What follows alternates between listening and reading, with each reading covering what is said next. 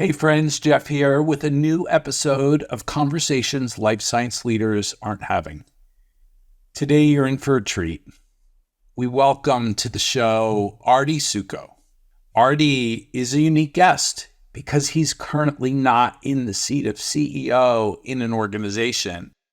He successfully exited DTX through their acquisition by Novartis and now finds himself in a very reflective place, very active in his kids' and family's life, active in investing his time with those that are starting companies, and sitting on the board of the Charcot-Marie-Tooth Research Foundation and supporting them in their transformational work.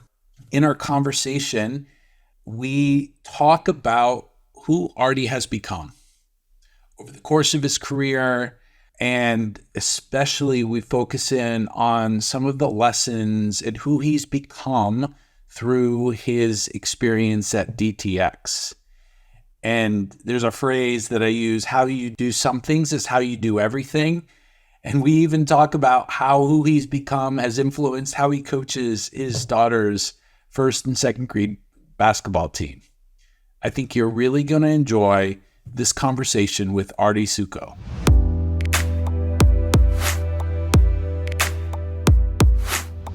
Artie Suckow, welcome to the show. Really excited to have you.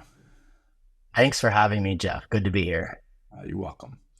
So I just did a brief introduction of you and who you are to me. Would love for you to start us off and let the audience know what you're up to in the world. Yeah, so I think my family jokes that I'm retired, but I'm not sure this is what I had in mind when I retired. So since DTX was acquired by Novartis, I stepped back and have sort of been you could say living the retirer's life in some ways, but for the most part, I've been trying to relearn how to play guitar. Hang out with my wife and kids. I'm coaching my son's basketball team, able to attend some of the soccer practices and hang out with my daughter at gymnastics. In the professional world, I've spent a lot of time with the Charcot-Marie-Tooth Research Foundation. I joined their board and I've been involved in the day-to-day operations. We can talk more about that if you want a little bit. And then it does seem like a lot of my friends and like real friends are starting companies these days. And so they're probably a little annoyed with me because I'm much slower on my email than when I was working full time. But several of them have started companies, and as I get back into the swing of things, I would love to support them. And then there's a few other companies with kind of first-time CEOs that have asked me to support them and mentor them, and so I love doing that. So as I told my former colleague Tiffany the other day, I'm just doing a mishmash of everything while trying to ignore as much as I can. So. Yeah, it's a really interesting place that you find yourself, because you are in the fire, the heat of a lot going on at DTX, and then prior to that, in your stops before that.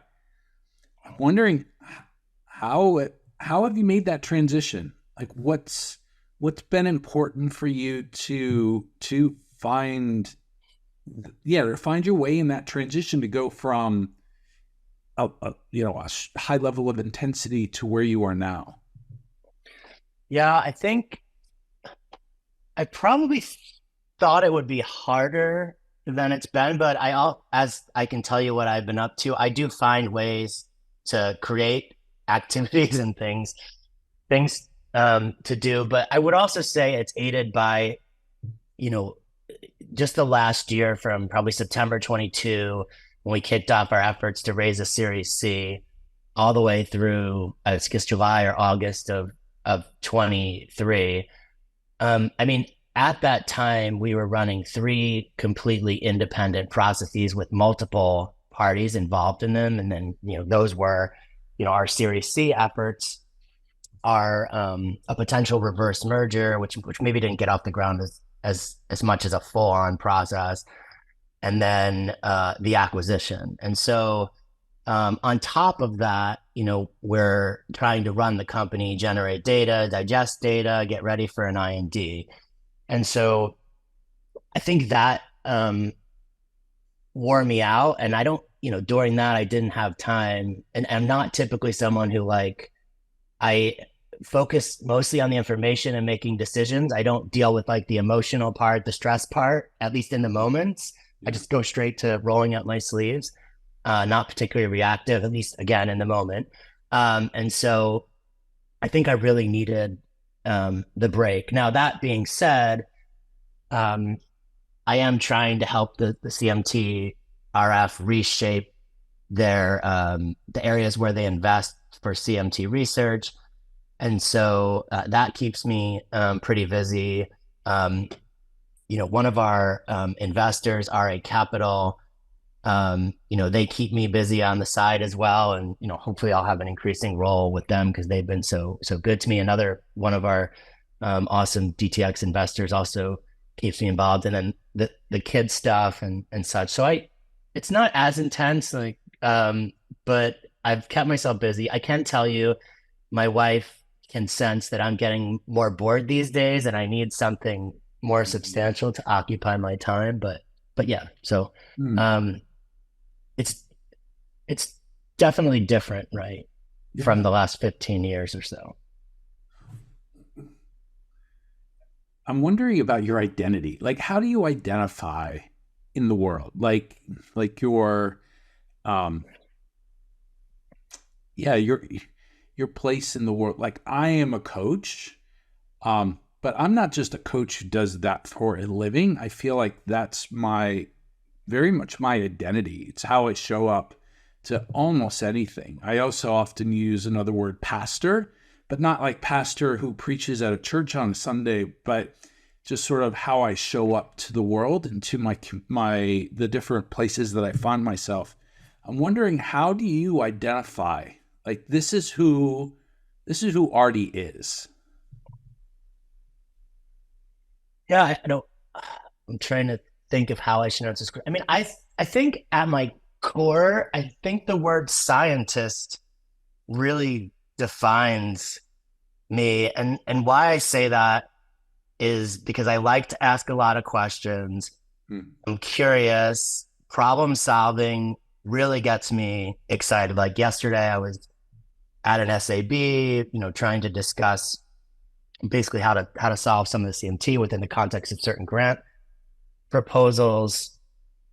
So I don't know, and I think that's how I sort of see the world. I don't know. I think I approach things almost everything in a scientific, very rational way. So that's what I would say. Yeah, I'm even thinking about what you said. You're coaching your son's basketball team. I'm coaching my daughter's 5th and 6th grade basketball team. I'm wondering, even in something like that, how does that being that you just described, the scientist, how does that show up when you're coaching basketball? Well, I think especially this season, there's a lot of problem solving involved. And I think, I don't know, maybe other things I've learned through science is sort of patience. It's easy to, you come up with an experiment, you think it takes a day to do, but in reality, it takes a month by the time you do it. Right. And so I think as that applies to basketball, I mean, I guess a good example of this is my team had its first game last Saturday. Now, these are 1st and 2nd graders.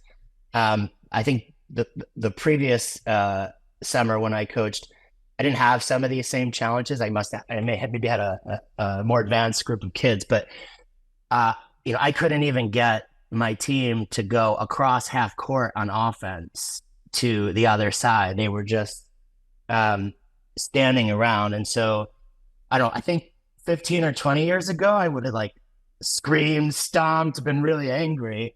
But, just essentially myself and the assistant coach called timeout and thought about how could we get these kids just to go to the other side? So we just said, go in that rectangle, the foul line, the key, whatever you call it. You have to touch your foot in the rectangle before, before you touch the ball or go get the ball or when you get to the other side of the court. So I don't know if that's the greatest example, but, I think, I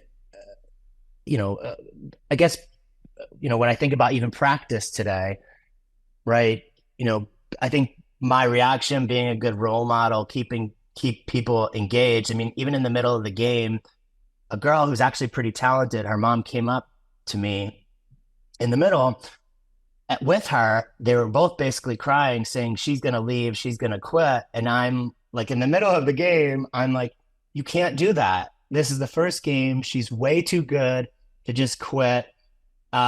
Trust me, I can get her to like the game and to be involved in it. The kids were just really nervous and scared. So I convinced her to sit on the bench, watch, got her in, and she scored one of the only 2 baskets we scored eventually. But I mean, I don't know if what that says about my identity, but I just think, patience is really important. I don't know, in everything. Yeah, I even hear, even when you sort of characterized who you were 15 years ago to who you are today, there's this evolution, maturity, whatever you want to call it.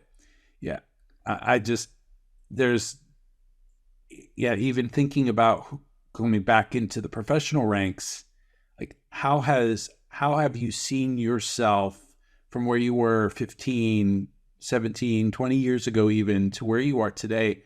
How have you evolved as even in the professional ranks? Yeah, I mean, I think it's somewhat similar. I mean, I think one of the things when I think about like my 20 and 21 and 22-year-old self getting into science and then even early in my PhD where there's tons of learnings that just illustrate that I didn't really have any perspective. I was probably a lot more arrogant. I mean, in general, I hate rule. I like rules and I don't like rules. Depends on if I'm applying them or no. But I think the point is that at that time, I was very competitive, and that came out in maybe immature ways, right? There's actually a kind of a funny story, an interesting story, from my grad school days. I don't know if this illustrates this or not, but we'll figure it out. Where you write this thing called a minor proposition. It's your own idea that you come up with outside of your research. And so you put together a committee. And so one of my committee members was an expert in Alzheimer's disease research. And I probably don't want to get too much into the details in such a public way, but short version, missed our meeting, didn't review the proposal in a meaningful way. When I caught up with him, I asked him, rather than go sentence by sentence in front of us, to just re-review the proposal. And I don't know what his role in this was, but I was very reactive. I was upset. I put all this effort into this proposal, and then the professor didn't read it. But at that time in my life, I went back to my desk, wrote an email that was not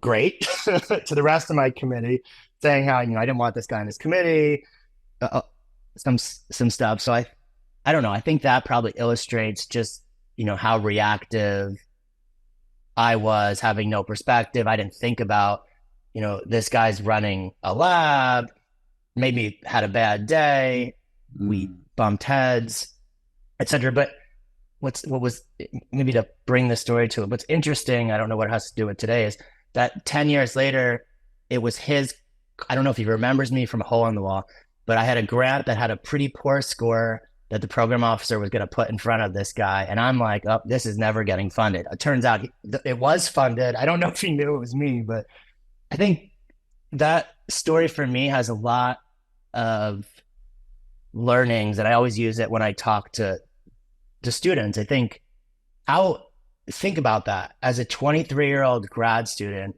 I'm 35. My career could have been in a guy's hands that I pissed off. Like, really, sorry if I'm not allowed to say that word on your podcast. The so that, I mean,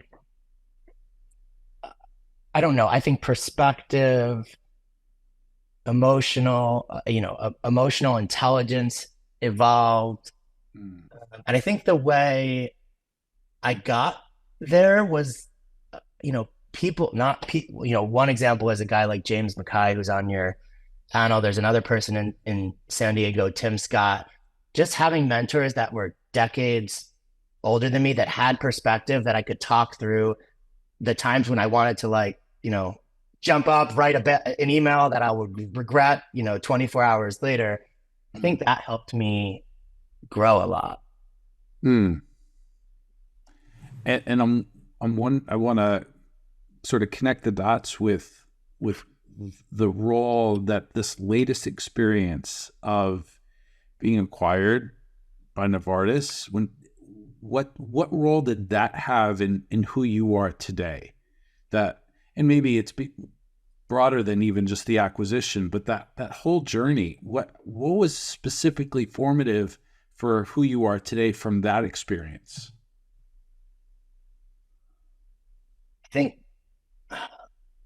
I don't know so maybe, I don't know if I'm going to answer your question the way you want to, and you can stop me if I'm not, but I've reflected a lot on why was DTX successful? Why was I able to be successful?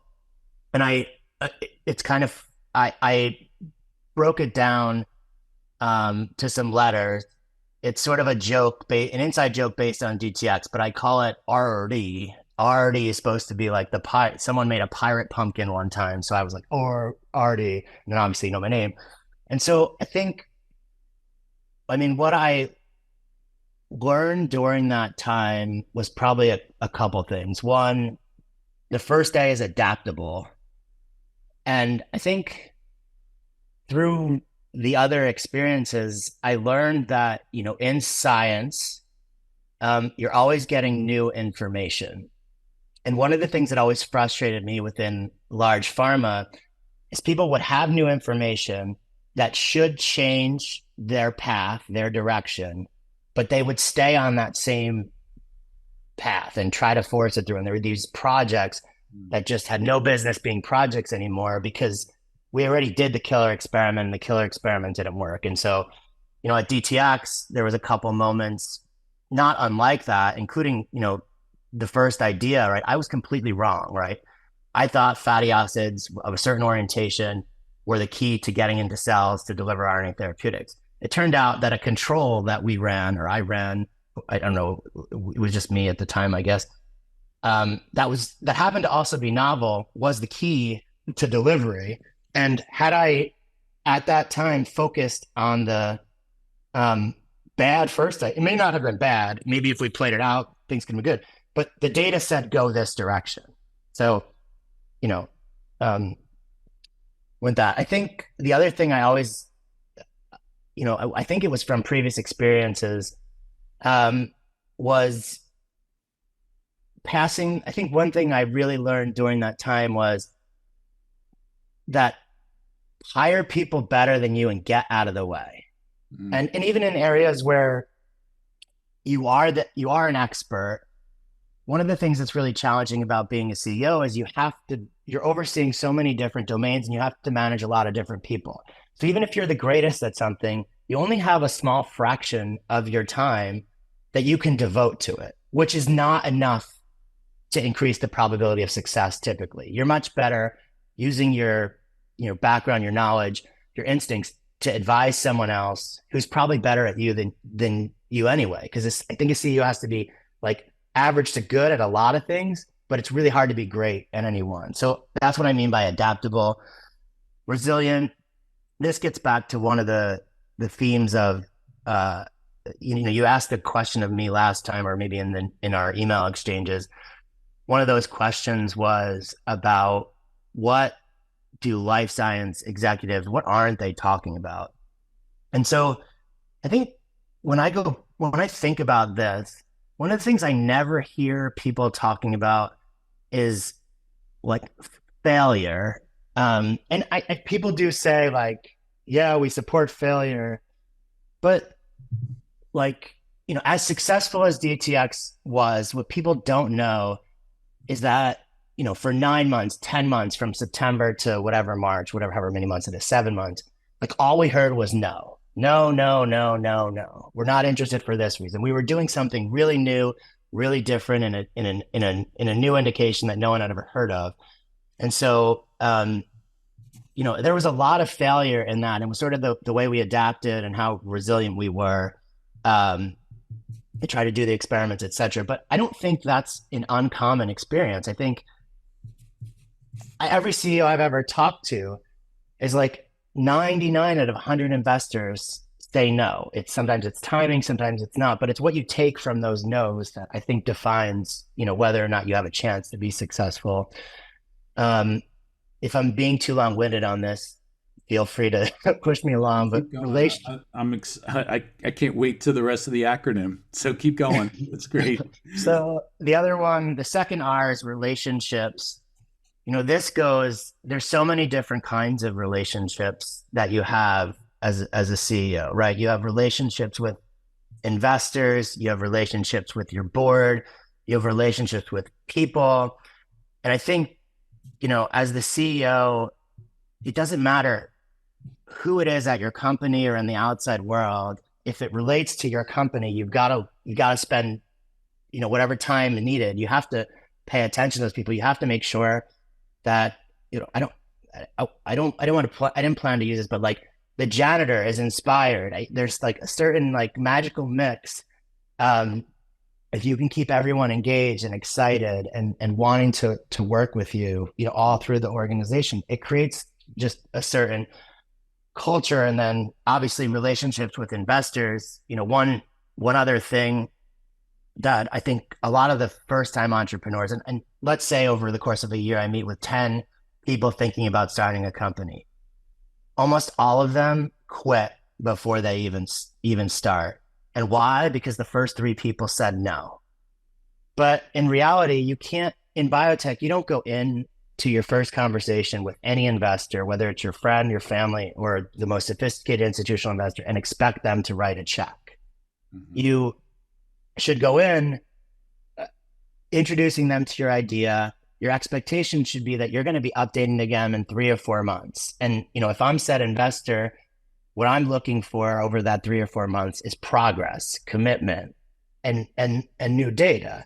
And that in and of itself starts to de-risk that. And then I learn how your team is. I learn how you react to it. I know you explained it. I know you work with me, but you can't, in biotech, given the length of a investor a company relationship, it's really hard to just write a check to someone on the first day, right? These are 5 years, 10 years. And then the other thing is, every company has a failed project if they're doing this right.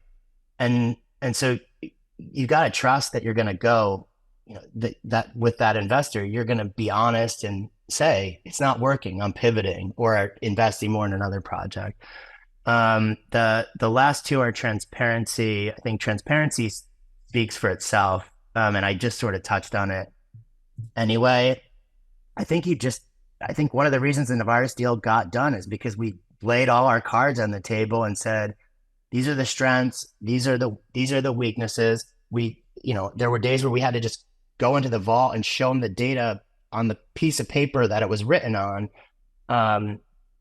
just to give them conviction. And I tend to be probably err on the side of over transparency, too much transparency, but that's just who I am. And then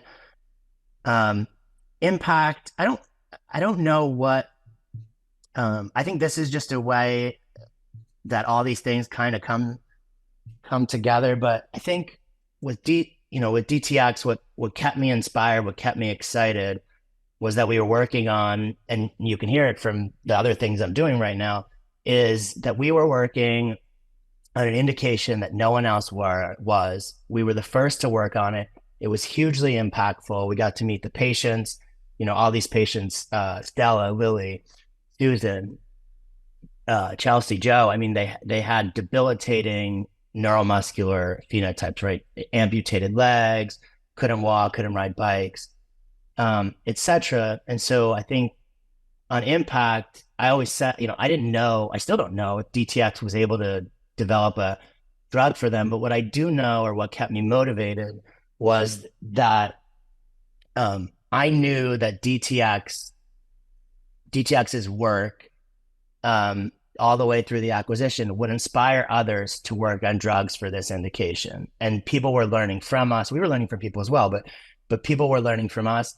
But I know at the end of the day that this was an opportunity to be more than just DTX, to inspire 9 or 10 other companies to go attack this disease, because it is a multi-billion dollar indication. That's not why we were doing it, but a multi-billion dollar indication that deserved more research. So I think, when that in and of itself was exciting, inspiring, and you could see that. And since I'm, spending a lot of my time working on that foundation, I feel like, that tied to an impact. So, I don't know if you thought you'd get this acronym, but that's my answer. I love it.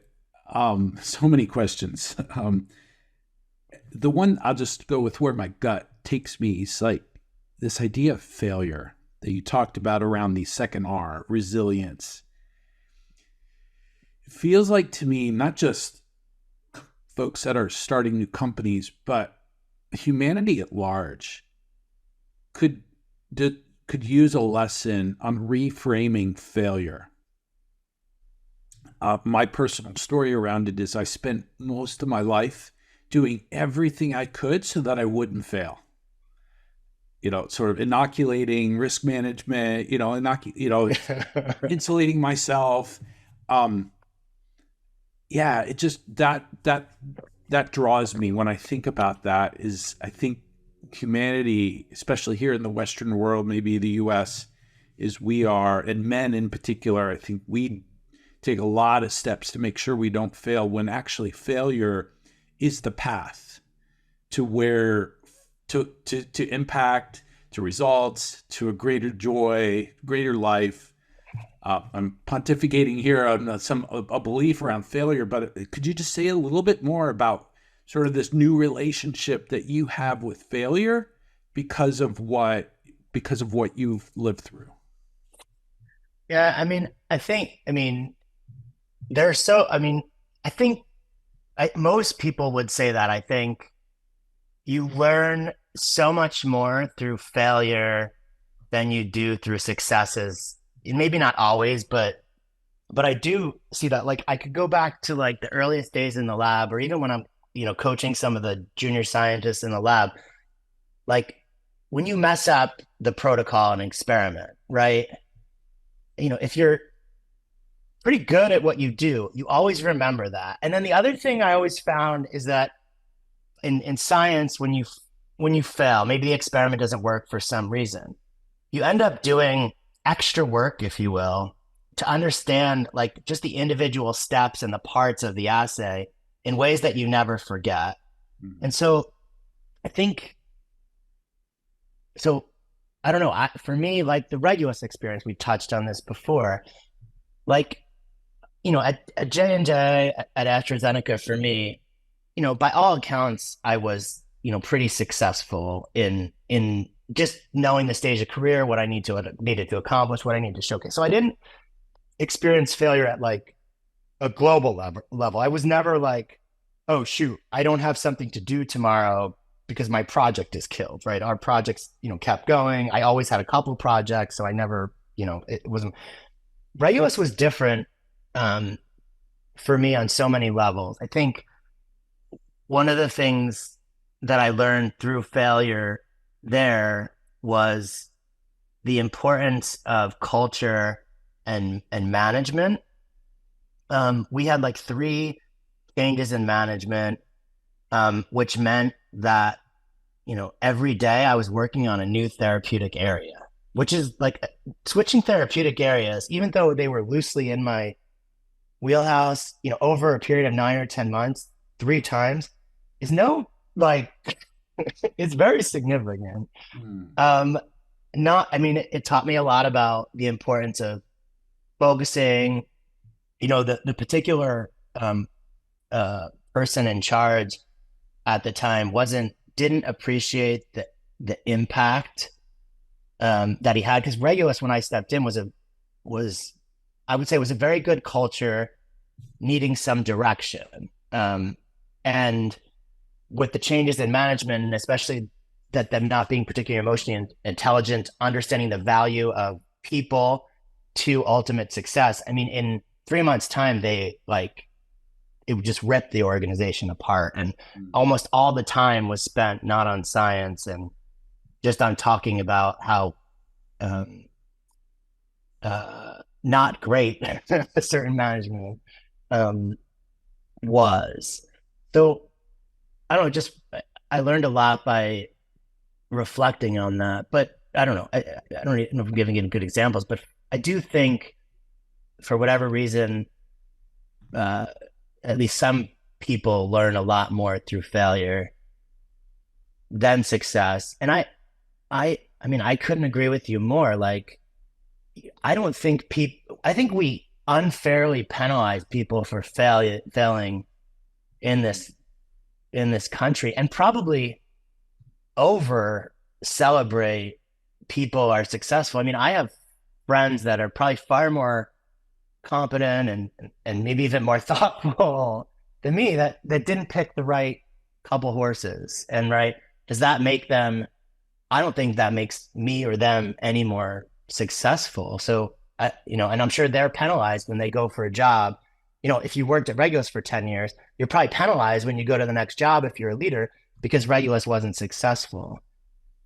So, and as you know, as many people know, we hired a lot of people from Regulus. So I don't think that what the company doesn't reflect on the people. Yeah. One of the things that I imagine is in your thought process is, well, what's next? Even your wife's reflection on you being bored, probably at a higher level. But, as you think about what's next for you, and you talked about culture there in reflecting on Regulus, this acronym, these 4 or 5 elements of this acronym that have been embedded in you through your experiences. As you think about what's next, how are you viewing that from a culture perspective? Because you have 2 options. Well, there's probably more than 2. But starting new, where you get to shape it from scratch, from the beginning, or stepping in to something existing that has a culture. And so I'm wondering how you're thinking about that, given how embedded some of these lessons and experiences are in you. Yeah, I mean, I don't know. Ultimately, I think both options are still on the table and will continue to be, and it'll sort of be a balance of the pros and cons of the different opportunities.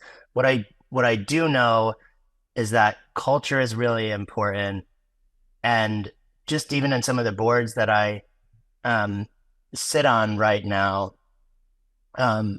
sometimes I'm just pulling my hair out all the time, because the culture or the focus isn't always on where it should be, to accomplish the stated mission of either the company or whatever it is. And so I do think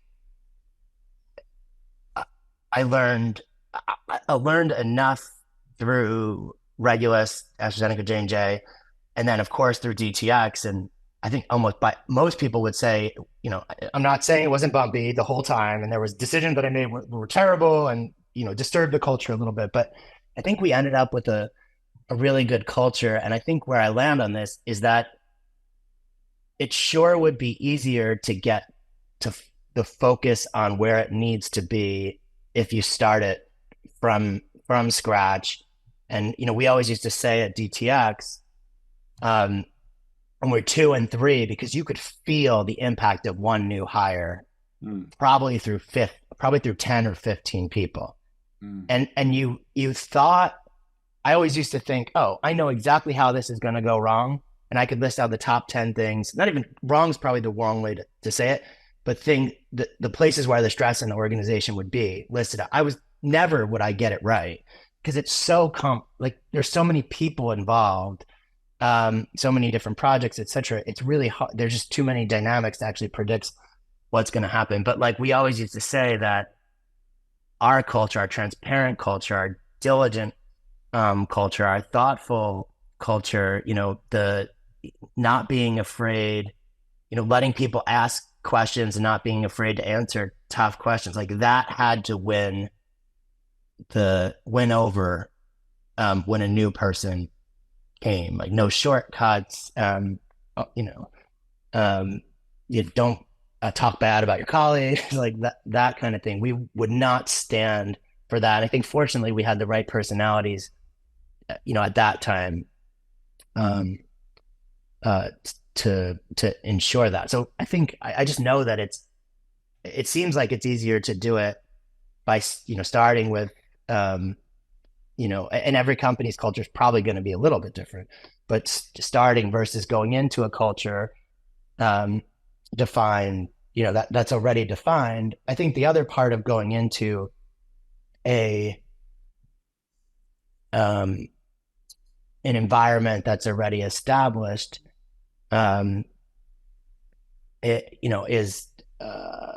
just presents its own challenges to overcome in many ways. But I think both are, I'm not sure it's bad. I think you just approach it a little bit differently, right? I think you would approach, when you're starting something, you'd approach it differently than if you went into something. I think, if I went into something, I think there'd be a period of, 90 to 120 days where you have to understand the people, you have to understand how they think, what motivates them, how things are working, before you predefine what the culture should be. Because they're all different and there's many different ways to be successful. So I think it would just be a little bit of a different approach.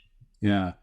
I get the sense that whatever path ends up being next for you is there's this set of non-negotiables.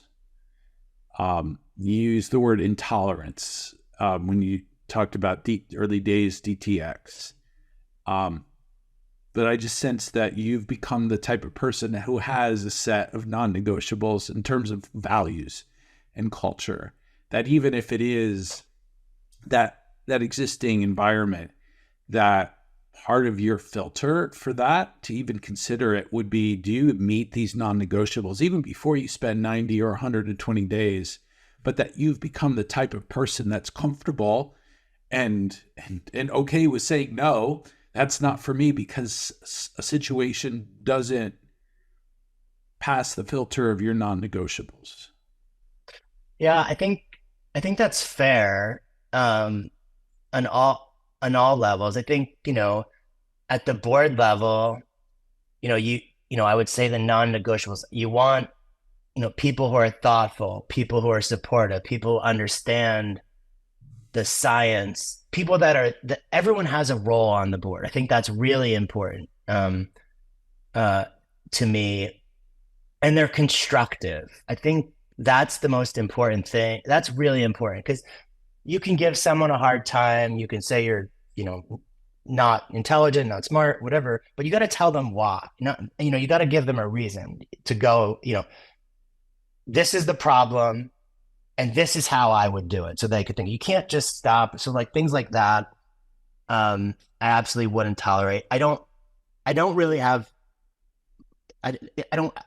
never say this to someone's face in this way, but I don't really have patience for people who don't share the data, whether especially negative data, Mm. right?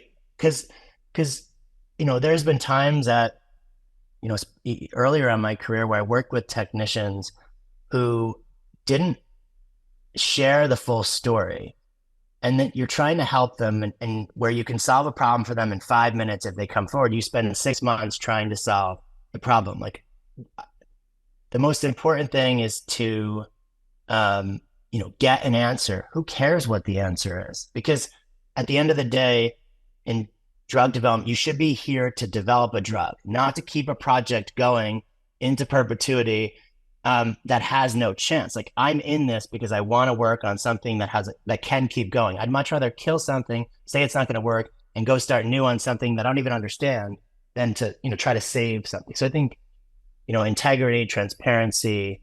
I think that's really important. I think that's also maybe another learning is when you think about going to a new company. I don't care if you're going to go as a scientist or a CEO, right? I think one thing that at least I was guilty of in certain situations is thinking that the interview process is a one-way street.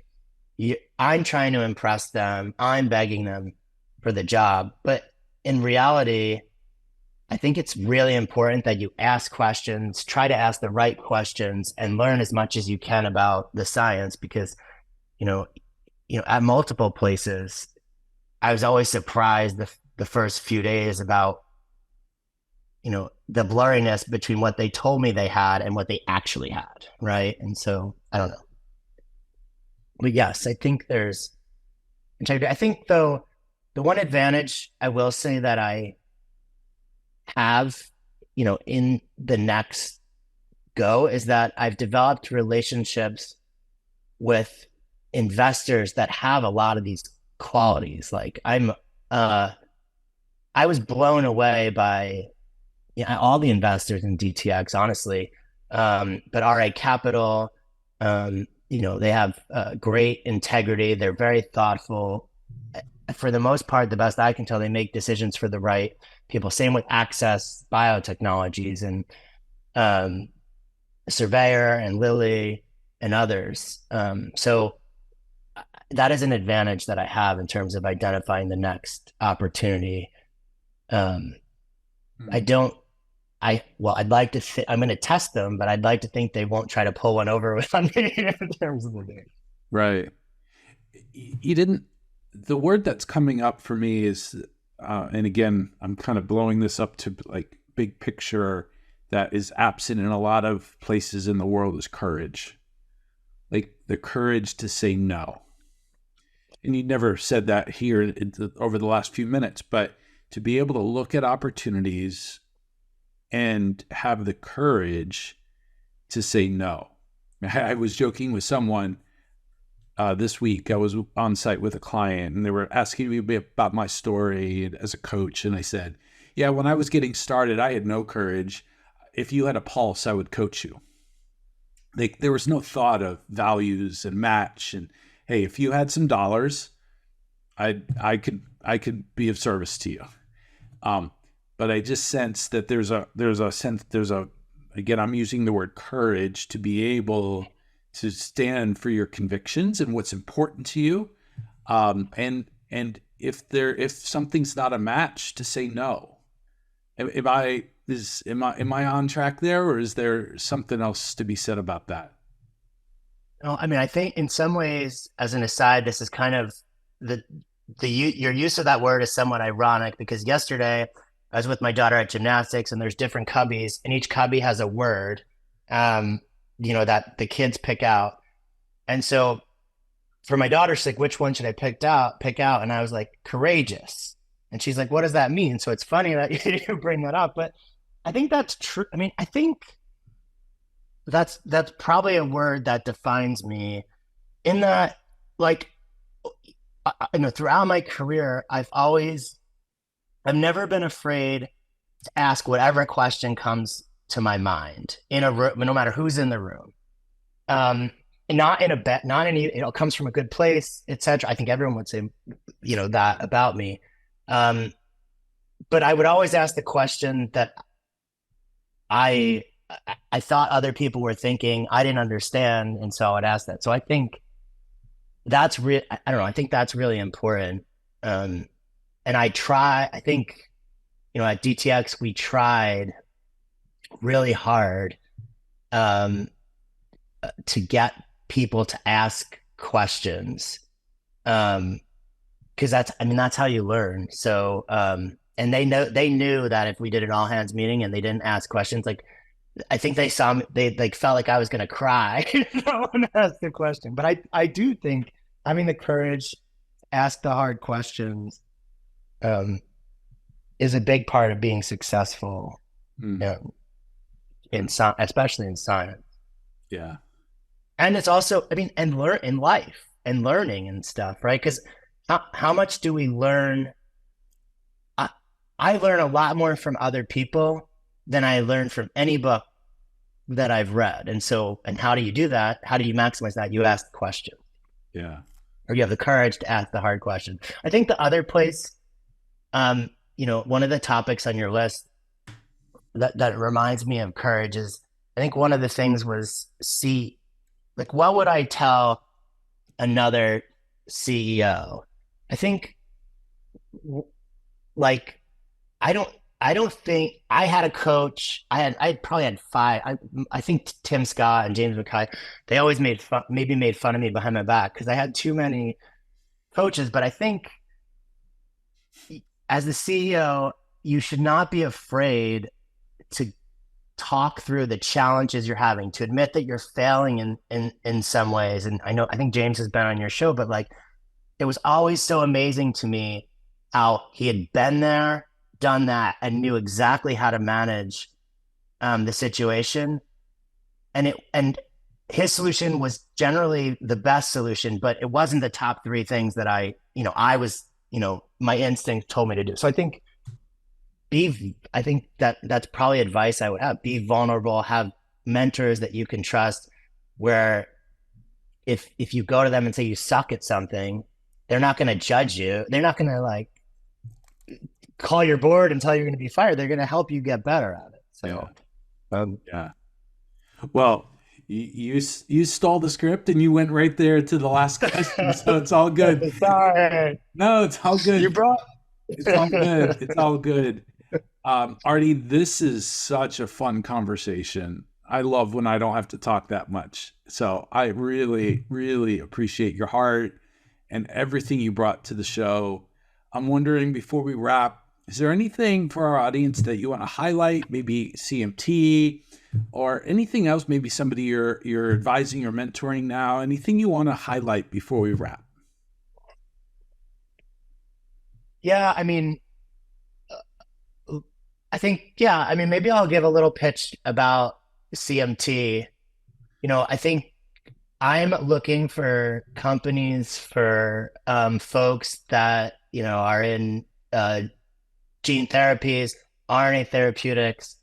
We are, I should say, and there's a whole bunch of priority areas. So if you have a technology that improves delivery, viral technology or RNA technologies, we want you in CMT, and we'll find a way to get that funded. I'm just very passionate about that indication. I told them while I worked, told the patient that I worked with them that until we have a cure, whether DTX or not, I'm going to keep working with them. So I guess I'll use that as an opportunity to that. I think, the other company that I'm helping is Palm Therapeutics. They're doing something cool in oncology. And so, it's a CEO postdoc, unlimited potential.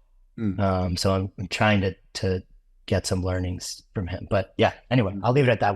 I don't need to advertise too much. Put those two specifically in the show notes so that if folks are interested, and we'll also put your LinkedIn profile so that folks that want to know more about you can look you up.